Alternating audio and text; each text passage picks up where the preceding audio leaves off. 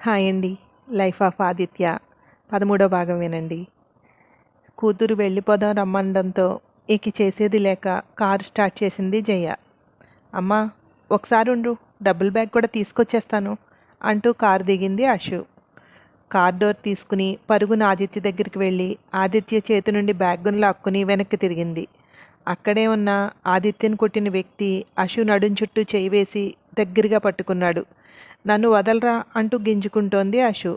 దూరంగా పడి ఉన్న ఇంకో వ్యక్తి అతని వైపు చాకు విసురుతూ ఇద్దరినీ వేసేరా అన్నాడు. వెంటనే అతను అషు మెడ మీద కత్తి పెట్టి కదలకుండా నిలబడు, లేదంటే ఇప్పుడే పీక తెగిపోతుంది, ఆ బ్యాగ్ ఎలాగివ్వు అని చేతిలో బ్యాగ్ తీసుకుంటున్నాడు. అతను అషు వంక చూస్తూ మాట్లాడుతుండగానే మెరుపులా లేచాడు ఆదిత్య. చాకు ఉన్న చేతిని గట్టిగా పట్టుకుని వెనక్కి విరిచి పట్టుకున్నాడు. ఆ చేతిని విడిపించుకోవడం కోసం అషును వదిలి ఆదిత్య వైపు తిరిగాడతను. అషు ఆ బ్యాగుతో పరుగున కారు దగ్గరికి వెళ్ళి బ్యాగ్ని లోపల పడేసి కారెక్కింది. బయటికి చూసేసరికి ఆదిత్య అతని 2 చేతుల్ని అక్కడే ఉన్న తాడుతో కట్టి మూలకు విసిరేసినట్టు పడేశాడు. అషు కారు దిగి బ్యాక్ డోర్ ఓపెన్ చేసి చేతులు కట్టుకుని కారు కానుకుని నిలబడింది. వీళ్ళని వెతుక్కుంటూ వచ్చారు వాసంతి, మాధవులు. కొంచెం దూరంలోనే ఆపింది వాసంతి కారుని. వాసంతి కారులోనే ఉండమని మాధవ్ వచ్చాడు. అదంతా చూస్తున్న మాధవ్ కనిపించకుండా పక్కకు నిలబడ్డాడు. ఆదిత్య కారు దగ్గరికి వచ్చి, వద్దు, మీ ఇద్దరు వెళ్ళిపోండి, నేను తర్వాత వస్తాను అన్నాడు. మేం మరీ అంత స్వార్థపరులం కాదులే, నీకు దెబ్బలు తగిలాయి, ఎక్కువ కారు అంది అషు. వద్దంటున్నాను కదా, వెళ్ళండి మీ ఇద్దరు, ఇక్కడ ఎక్కువసేపు ఉండడం ప్రమాదం, వెళ్ళిపోండి ఇద్దరు అన్నాడు ఆదిత్య ముందుకు వెళ్తూ.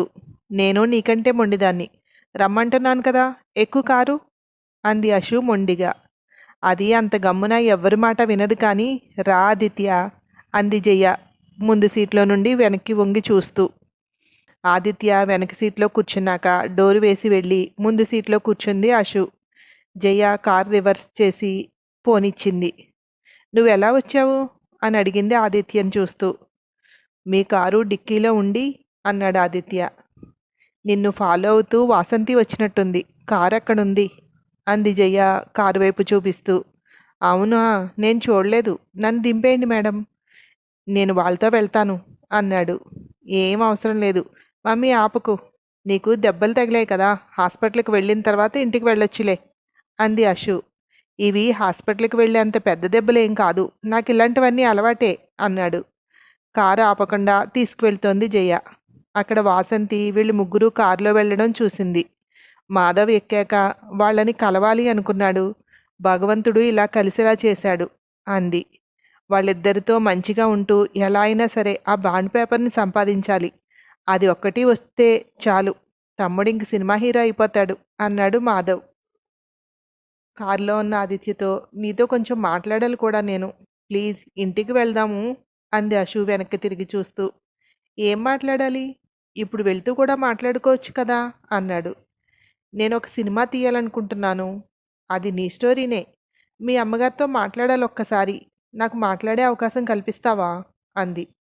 డైరెక్టర్ గారు అమ్మాయి డైరెక్టర్ అవుతోందా, నా స్టోరీ తీయాలంటే నాతో కదా మాట్లాడాలి, అమ్మతో ఎందుకు, అయినా నువ్వింకా చిన్నపిల్లవి, ఇలాంటి విషయాలు నువ్వు తీయకూడదు అన్నాడు. ఆ మాటలు నువ్వు చెప్పకూడదు, ఇప్పుడు నాకెంతో తెలుసా, 12 సంవత్సరాలు, నువ్వింకా చిన్నప్పుడే ఎన్ని నాటీ డైలాగ్స్ చెప్పేవాడువో గుర్తుందా. నేను తీయాలనుకుంటుంది నీ లవ్ స్టోరీ కాదు, అలా తీయాలనుకుంటే నీ వరకు ఎందుకు, మా నాన్న స్టోరీయే సరిపోతుంది అంది. మీ డాడీ స్టోరీ ఏముంది తీయడానికి, అది కూడా నా రిలేటెడ్డే కదా అన్నాడు. ఆయన కూడా ఎలాగైనా డైరెక్టర్ అవ్వాలని చేయకూడని పనులు చేసి డైరెక్టర్ అయ్యారు, అందుకే వాటి జోలికి నేను వెళ్ళట్లేదు. నువ్వు సినిమాలోకి రావడానికి కారణం ఏంటి, నీ ఇష్టమా మీ మమ్మీ ఇష్టమా, నీకు చిన్నప్పటి నుండి అదే కోరిక ఉండేదా, ఇలాంటివన్నీ మీ మమ్మీతో మాట్లాడాలి అంది. ఓకే, నాకు అర్థమైందిలే, కానీ మూవీ తీయాలంటే బ్యానర్ రిజిస్ట్రేషను అవి చేయించాలి కదా, చేయించావా అన్నాడు.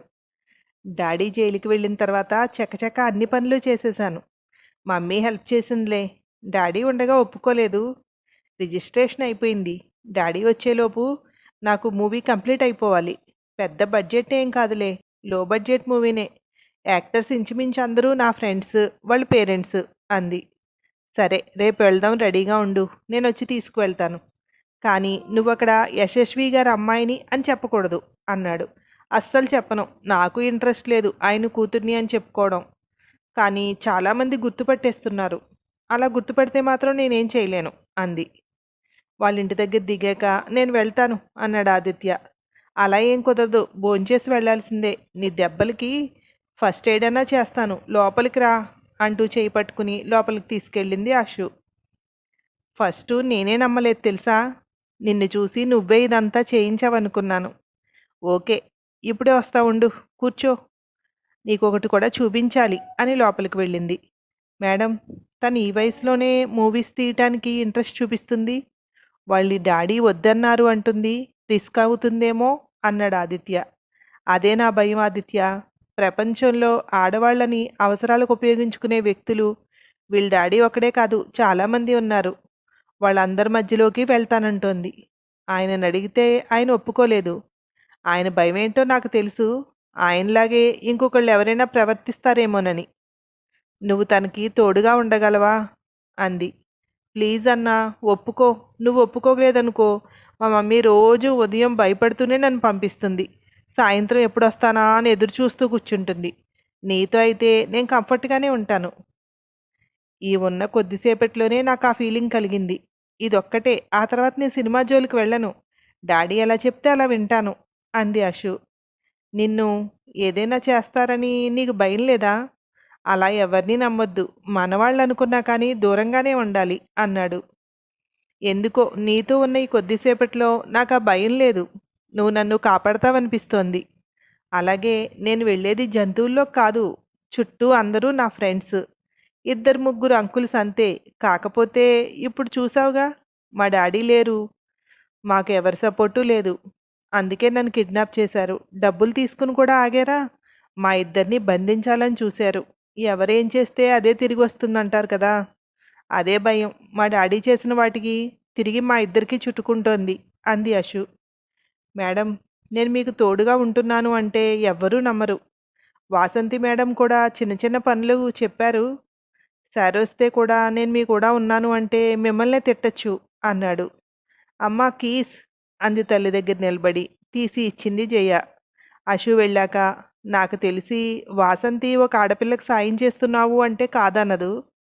నాకు వాసంతి గురించి తెలుసు, వాళ్ళ చెల్లెలు మాలతి గురించి తెలుసు. నా కూతురికి తెలియదనుకుంటున్నావా? దానికి తెలుసు, అందరూ చెప్పుకుంటారుగా. పిల్లలకు కూడా అర్థమవుతుంది అంది జయ. మీకు తెలుసా? తెలిసి ఆయనతో మీరు ఎలా అన్నాడు. తాగినప్పుడు నిజాలు బయటకు వస్తాయి కదా, అలాంటప్పుడు తెలిసిన సంఘటనలు ఇవన్నీ. వాటికి ప్రూఫ్స్ ఉండవు, లేదంటే ఎప్పుడో బయట పెట్టేదాన్ని అంది. మెడికల్ కిట్ తీసుకొచ్చి దెబ్బలన్నీ క్లీన్ చేసి బ్యాండేజ్ వేసింది అశు. తను లోపలికి వెళ్ళాక, అశోక్ కూడా వాసంతి మేడం గురించి తెలుసా అన్నాడు. మాలతి గురించి తెలియదు కానీ చాలా తెలుస్తాయి. ఇప్పుడు ఆయన సహజీవనం చేస్తున్న నటితో సహా. తెల్లారులేస్తే యూట్యూబ్లో ఎక్కడ చూసినా ఇవే న్యూస్ కదా. ఏం లేకపోతేనే ఉందని రాస్తారు, ఉంటే ఆగుతారా? దానికి తోడు వాళ్ళిద్దరూ కలిసే వెళ్తారు ఎక్కడికి వెళ్ళినా. ఎన్నోసార్లు నన్ను అడిగింది అది, నిన్నెందుకు వద్దనుకుంటున్నారు డాడీ అని. ఆ మాట వాళ్ళ డాడీని కూడా అడిగితే కొట్టారు. ఆయన మొట్టమొదటిసారి ఆ మాట అడిగినందుకే కూతురి మీద చేయి చేసుకున్నారు అంది. అవన్నీ వదిలేండి మేడం. నిజంగా ఆయనలో చాలా టాలెంట్ ఉంది. లక్క కలిసి రాక ఇలాంటివి చేస్తే కలిసి రావడంతో ఇది చేస్తేనే కలిసి వస్తుందని ఫిక్స్ అయిపోయారు. ఆయనలో చెయ్యాలి అనే తపన ఆయనతో అలా తప్పడడుగులు వేయించింది అన్నాడు. ఇప్పుడు నీకు హీరో అవ్వాలని ఉంది. ఆ అవకాశం కోసం ఎవరైనా ఆడపిల్లని యూజ్ చేసుకోగలవా? ఆ రోజు నువ్వు మాట్లాడకుండా నిలబడి ఉంటే ఈరోజు నువ్వు ఒక రేంజ్లో ఉండేవాడివి. కానీ ఆ ఆడదాని ఉసురు నీకు జీవితాంతం వెంటాడేది అంది. అన్నకి కబుర్లతోటి కడుపు నింపేస్తున్నావా? ఆకలేస్తోంది అంది అశు వచ్చి. ముగ్గురు భోజనాలు అయ్యాక కూర్చుంటే, అన్నా ఇదిగో, నీకొకటి చూపిస్తా అన్నాను కదా, ఇది తీసుకో అంటూ కవర్ ఇచ్చింది. ఏంటిది, నాకు డబ్బులు ఇస్తున్నావా అన్నాడు కవర్ తీసుకోకుండా. డబ్బులు కాదు, అంతకంటే ఎక్కువ. నీకు చాలా ఉపయోగపడేదే. ఇంటికి వెళ్ళాక చూసుకో. గుడ్ నైట్ అని కవర్ అతని ఒళ్ళో పెట్టి లోపలికి వెళ్ళిపోయింది. ఇప్పుడు ఈ కిడ్నాప్ ఎవరు చేయించారో మీకు ఏదైనా అనుమానం ఉందా అన్నాడు జయాన్ చూస్తూ. ఈయన దగ్గర చేస్తున్న అసిస్టెంట్ డైరెక్టర్ కృష్ణ. నేను వాడిని తీసుకునే మనీ డ్రా చేశాను. ఇంత డబ్బు నా దగ్గర ఉందని వాడు ఒక్కడికే తెలుసు. ఖచ్చితంగా వాడి పనే అంది. ఇది సక్సెస్ అవ్వలేదు కనుక మరో ప్రయత్నం చేస్తారు. మీరిద్దరూ చాలా జాగ్రత్తగా ఉండాలి. పోలీసుల హెల్ప్ తీసుకోవడం బెటర్ ఏమో అన్నాడు. ఇంట్లో మేమిద్దరమే, ఎవరూ లేరు. పోలీసులు నమ్మే రోజులున్నాయో అప్పుడు? ఎవరు మంచివాళ్ళో ఎవరు చెడ్డవాళ్ళో చెప్పడం చాలా కష్టం. రేపటి నుండి స్కూలుకి కూడా తీసుకువెళ్ళి వచ్చే వరకు అక్కడే ఉండి తీసుకురావాలి అంది. మీకు అనుమానం అయితే కృష్ణ మీద ఉంది కదా? మీకు రేపు ఉదయానికల్లా వాడు అవునో కాదో చెప్తాను. Okay madam, good night. నేను వెళ్తాను అంటూ లేచి ఆ కవర్ తీసుకుని బయటకు వచ్చాడు. ఆ తర్వాత ఏమైందో మరో భాగంలో విందురు కానీ. Thank you.